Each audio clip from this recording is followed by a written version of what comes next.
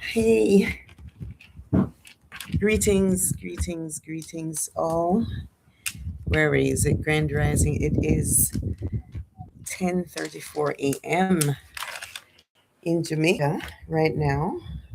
Beautiful day on the island. Nice little breeze coming in from the. Let me just give you a glimpse of what it looks like back there. So I want to make sure that you can hear me and all that right now. Last broadcast that I spent some time putting together, I was muted the entire time. So um, forgive me for the, shakiness and all the imperfections going forward. I'm making improvements as I go along. Um, I like to, well, let me first just welcome you to Empress Zaria Live on Trenchtown Radio. This is my podcast that I'm putting together and had been working in pre Melissa, putting it all together and sort of baptism by fire sort of a thing, and putting together a podcast. I have identified that which I'd like to focus at least this series of reasonings around. And one of the things that I have been exploring over the past maybe 4 years or so since I've returned to the island is what it means to be Rasta, what is Rastafarianism, and all that. So I've been on a quest over these years, just looking into the Rastafari community and just exploring. And I have started a journey into who His Imperial Majesty was and is, and more to get more information about who His Majesty was, and the purpose that he served during his time here on the earth plane. And sorry, I look so janky, man. That's why I don't want to do podcasts, because then I have to look at it and go, can't bother.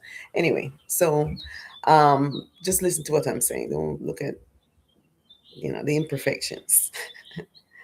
That's one of the reasons that we don't step out and do the things we need to do, is because we're so worried about what people think about us and all those things, and it's a barrier to our own personal growth. So anyway, um, I like to use a quote from His Majesty, and as I'm exploring this whole podcast thing, and the quote that I like to, I'm going to read a little bit more about it from it later, but the part that really helps me as I am going through the learning curve of this whole podcast thing, new project of mine.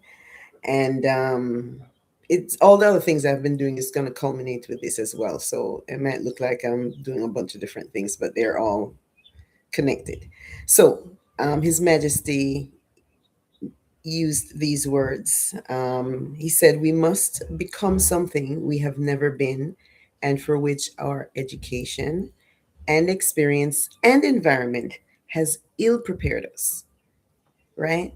So that means we're going to be asked to do things that we don't know what the hell we're doing. We weren't taught how to do it. We just have to figure it out as we go. Um, he said, "We must become bigger than we have been, more courageous, greater in spirit, larger in outlook." Okay, so What I'd like to do during my lives as I'm exploring this whole Rastafariism thing is to share words from His Majesty, things that he said, and really delve into the things that he said and the things that he did that were profound during his time. And if we really take a look at it closely and govern ourselves accordingly, then I have no doubt that things will start to rebalance for us as a people.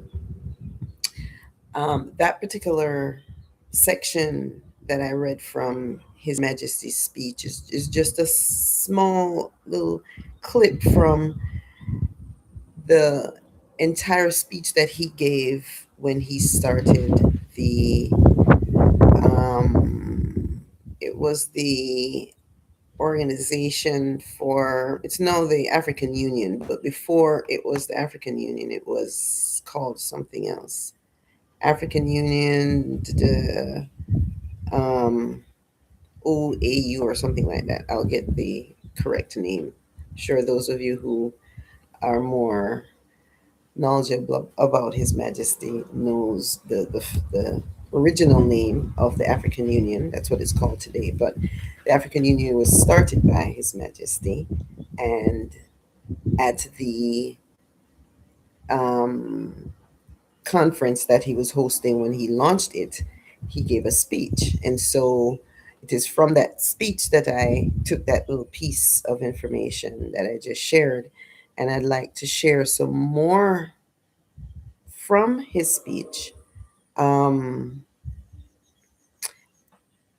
and because, see, we're at a time in history right now where we are a part of history and as it is unfolding.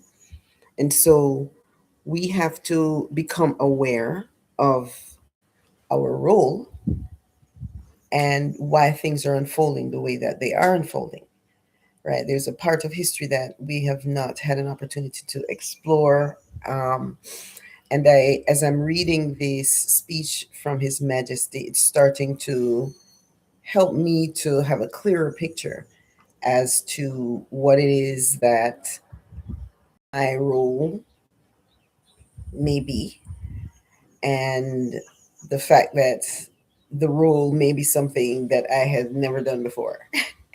And he's saying you're gonna have to um, figure it out pretty much, and you're gonna need to be courageous to do it because your actions are going to go against the norm, and that's the only way that you're going to ever see change when you start to do something differently. Um, I just wanted you to have a glimpse of that, but what's behind me there. Um, I'm at Villa Lalibela in Coral Gardens, Jamaica, and it is another very historic location in the Rastafari history.